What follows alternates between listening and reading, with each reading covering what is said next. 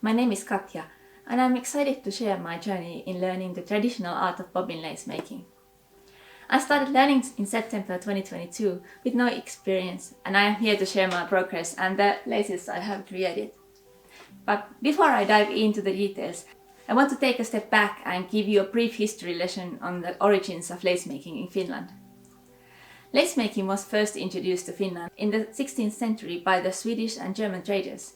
The lace was made using a technique called bobbin lace, which involves manipulating thread with a series of bobbins on a pillow to create intricate patterns. Another name for this lace is torsion lace. Rauma, a city in western Finland, was particularly known for its bobbin lace making, and it was considered as the most important center of Finnish lace making. Rauma lace was famous around the country. The golden age of Rauma lace was during the end of the 18th and beginning of the 19th centuries. During that era, most women in Rauma knew how to make bobbin lace. Laces were then given to traveling traders to sell all around the country and even in Sweden. The lace was used to decorate tykkimyssy caps that were an important part of folk costumes. However, the Industrial Revolution brought cheap mass-produced fabrics and trims and led to the decline of traditional folk costumes, including the tykkimyssy caps. This led to decreasing demand in production and a decline in traditional lace making. Lace makers started to make lace for household linens and handkerchiefs, but this work was not as profitable.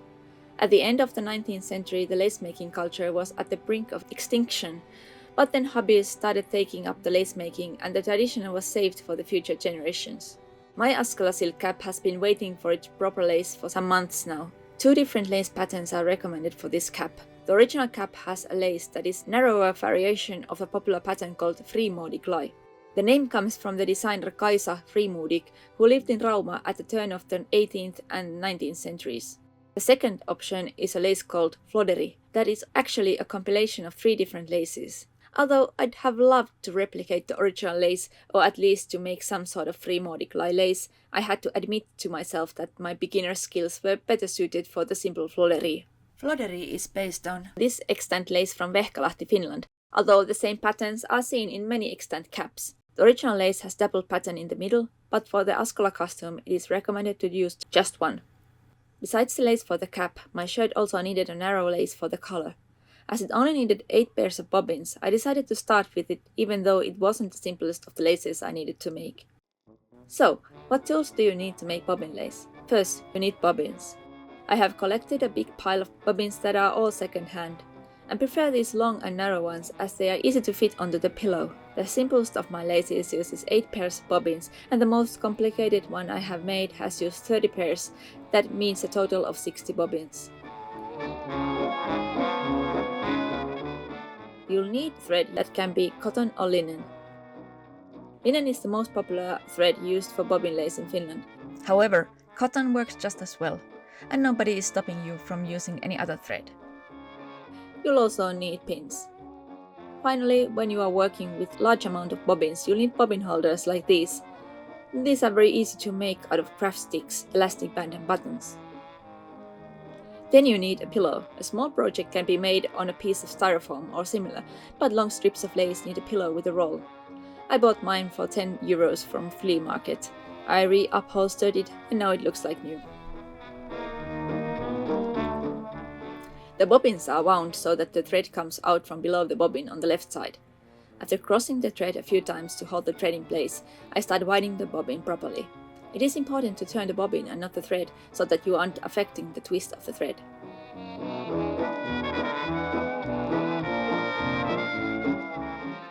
The end is fastened with a lace maker's knot.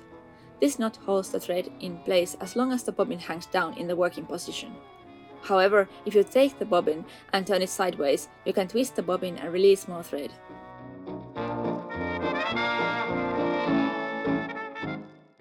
Bobbins work in pairs, so we now need to add another bobbin to the other end of the thread. There is a rule of thumb to measure the length of the lace and wind 3 times that amount of thread to a single bobbin. During the project, some bobbins end up using more thread than others, but it's quite easy to continue the thread when you run out.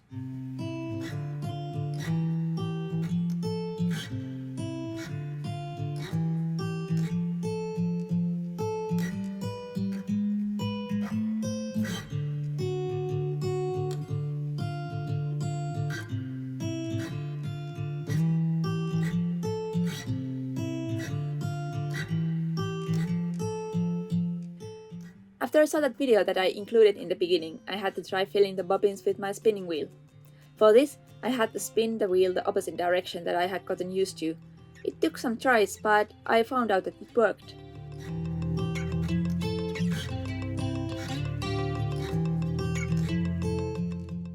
The basic stitches are called the half stitch, close stitch, and the whole stitch. These stitches are the foundation of bobbin lace making and are relatively easy to learn. With these basic stitches you can create a variety of patterns and designs. There are two movements. Move the second bobbin from the left over the second from the right. This is called the cross. Then take the second from the left and the rightmost bobbin and move them over the bobbins on their left side. This is called the twist. And we have made a half stitch. Now if we continue and make another cross, the half stitch becomes the close stitch. And if we add another twist, we have created the whole stitch. Now if you have ever braided with 4 strands, you may find this pretty familiar. Bobbin lace is basically braiding. There are no knots, so one can unravel everything just by doing everything backwards. Here are some of my bobbin lace patterns. These are called mönsteri in Finnish.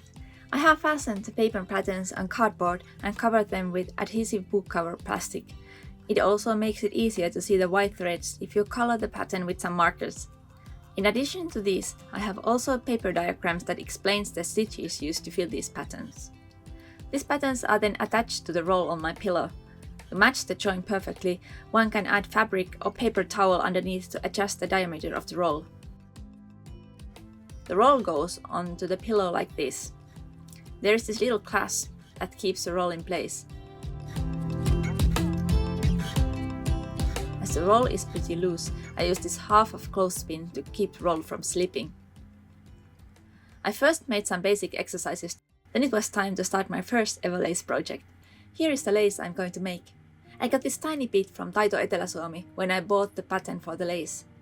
This lace has 2 parts that are worked separately. First there is this fan that is worked back and forth until this point. Then one moves here to make the edge. The big holes are created by adding extra twists to the threads. Unfortunately, this lace is made out of superfine thread that is not manufactured anymore.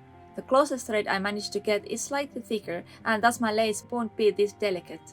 It took me a couple of weeks to get the hang of this pattern. However, after I learned the pattern by heart, I picked up speed.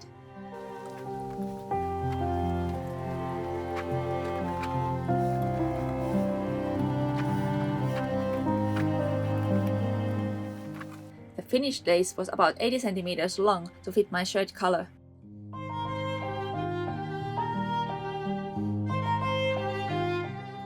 I whipped the lace onto the edge of the collar and finally my shirt was finished.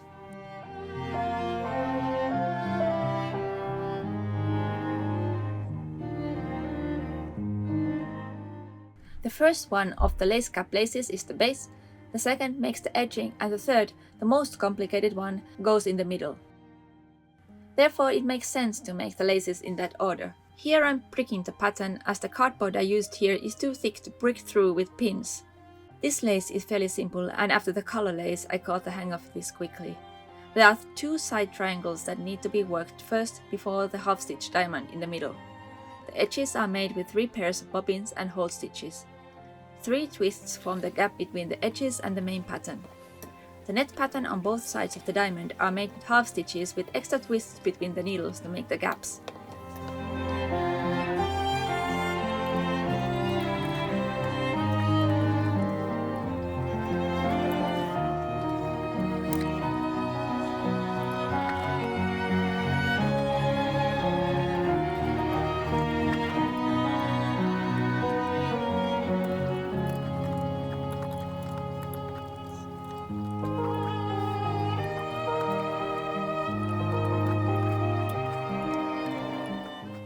Now the sides are done and I can start the diamond.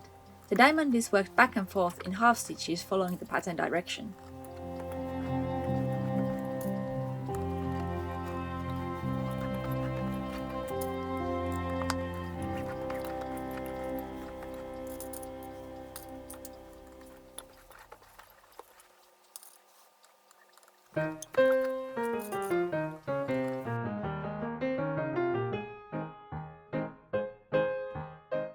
The edge lace has many similar characteristics as the first lace, so it was quite easy to jump into.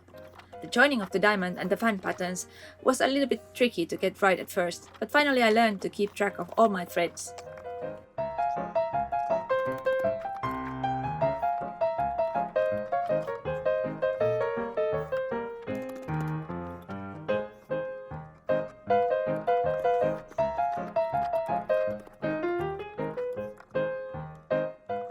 The most interesting new bit was the spider pattern. In spider you first add extra twists to the pairs that form the legs. Then you weave the pairs together with cloth stitches.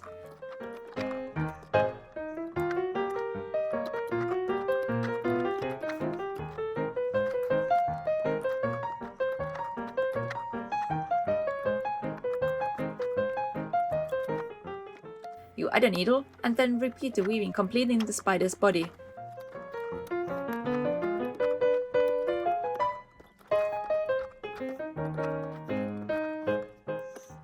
You finish the spider by twisting the pairs into back legs. And yes, the spider appears to have 12 legs, but we are not counting. I had to make a bit extra lace as the first few inches had quite many errors.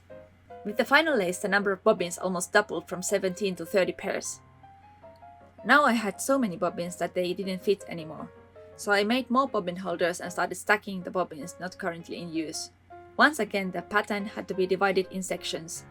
In many occasions you could only work a small part of the pattern bit before you had to jump to another pattern before you could go back to the first one. The new thing were the 3 gimp threads that were much heavier linen. The gimp is used to add a completely new effect. As the gimp threads are single threads, they need to be woven into the pairs in a particular way. I was taught to first lift the right bobbin of the pair, then pass the gimp between the pairs and finally later lift the bobbin back onto the left side of its pair.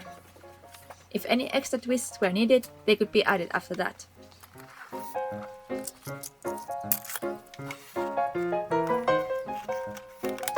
Now watch me move this gimp bobbin over 3 pairs.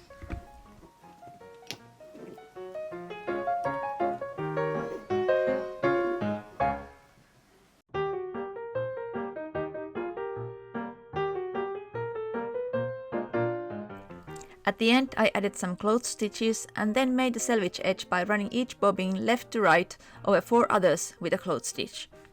This was enough to hold the ends so that the threads could be cut.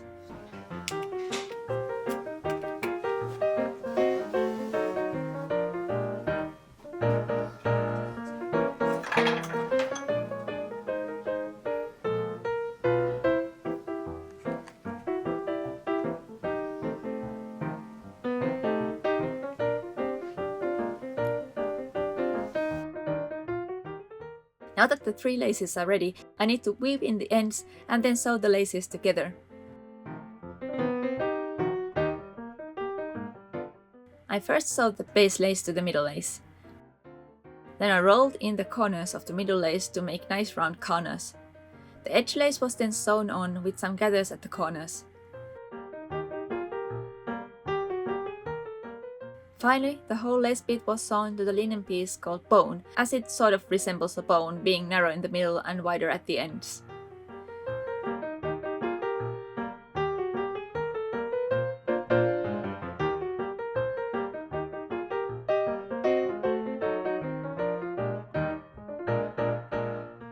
Now, here is the cap spread out.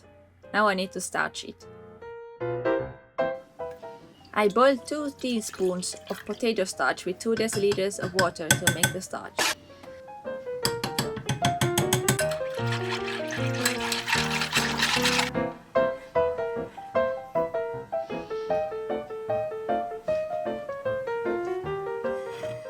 I have this wig head here.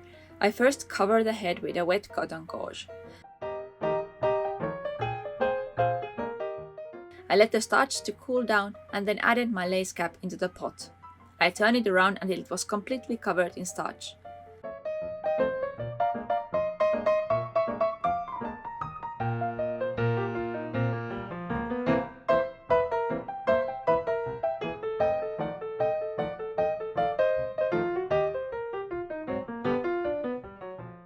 Then I start pinning the lace over the wig head the wrong side up.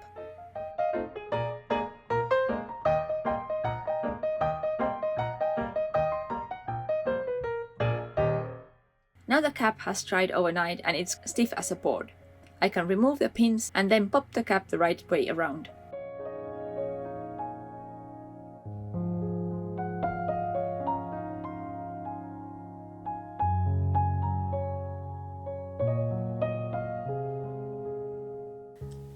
After starching, the cap is really stiff and it molds to one's head quite well.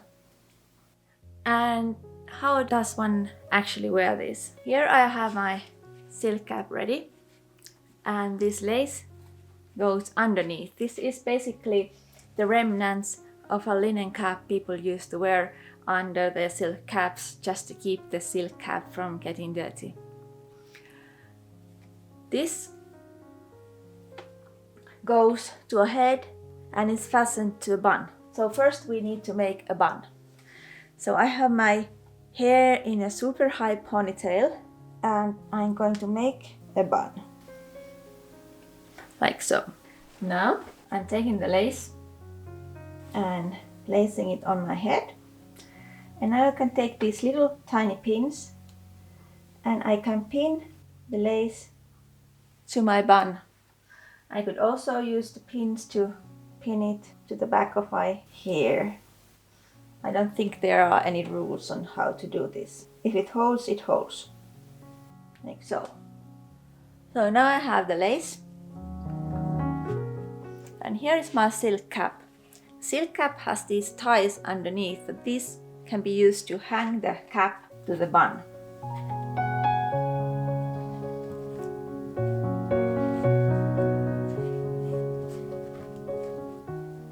Just have to use this little mirror I have in front to make sure that this is straight. And both sides should be quite symmetric. And this edge should be sort of horizontal. After me wearing it several times, it has molded to my head and it actually stays pretty well even without any help. But if I were to go to an event, or if I were to just go outside, I would want to make sure that this silk cap actually stays in place. I would use these little pins also to pin this to this lace and to my hair from several places, and that will make sure that it doesn't fall off. Now that I have my cap ready, there is only one thing missing from my national costume of Askola, and that is the woolen jacket. So now I have to start planning making it. I have my fabric ready and all the things that I need, so it shouldn't be a big problem.